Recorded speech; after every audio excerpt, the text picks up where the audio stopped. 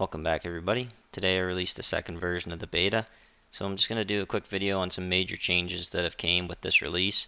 If you're looking for a more in-depth video on how to use the program or how to upload to your Nitrado server, I suggest you check out my first video. So I'm going to have two links posted down below. The first is to my GitHub. That's going to take you here. If there's any programmers that want to fork this repository or check out the source files, you're more than welcome to do that. And the second link is going to be to my Mega, and that'll be the direct download for this release of the beta.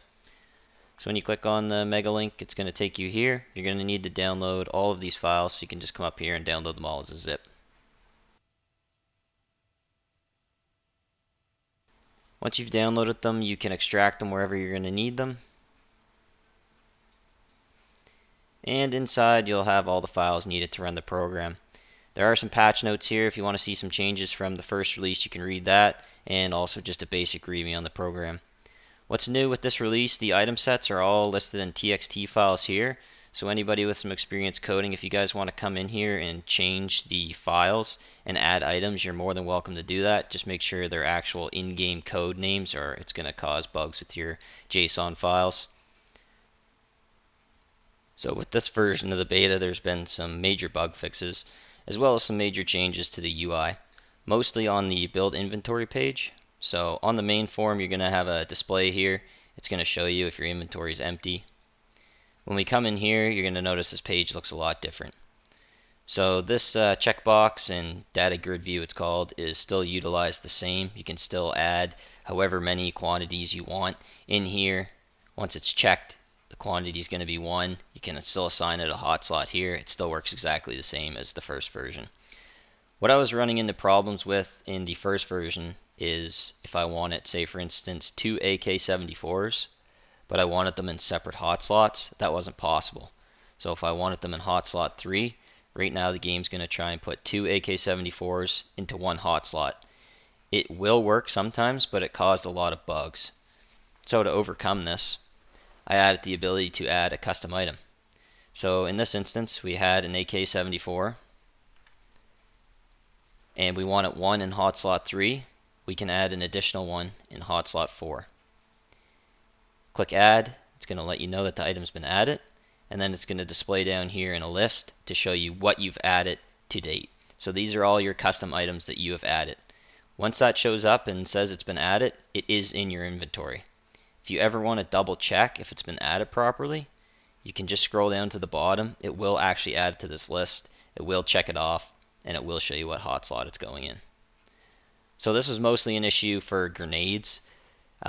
Usually people wanted 2 grenades and they wanted them in different hot slots. So now we could go find the code name for grenades, which is in here. If you're ever looking for a code name, you can just search it up. All these names listed here are coded. So M67 grenade.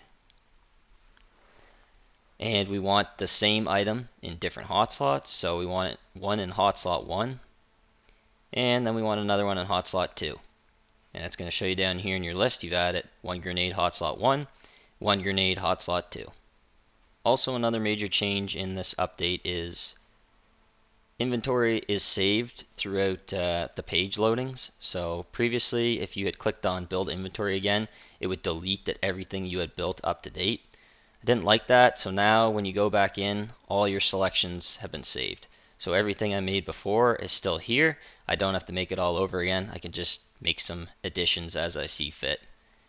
It's going to let me know that my inventory is built. Also, another major change is the presets that I made for you guys. If you click on one of them, previously it would delete your inventory, which I found annoying. So now if you just want to use one of my presets, your inventory is going to persist throughout. We can go back in. Okay, all my selections are still the same. It's not going to delete it. You're not going to have to start over again. The Reset All button now deletes everything on this main page, but it also clears your inventory. If you attempt to create a JSON with an empty inventory, it's going to now display a warning. You can go ahead and still create your JSON if you want to have an empty inventory. That's fine. You can go ahead and create it still all the same.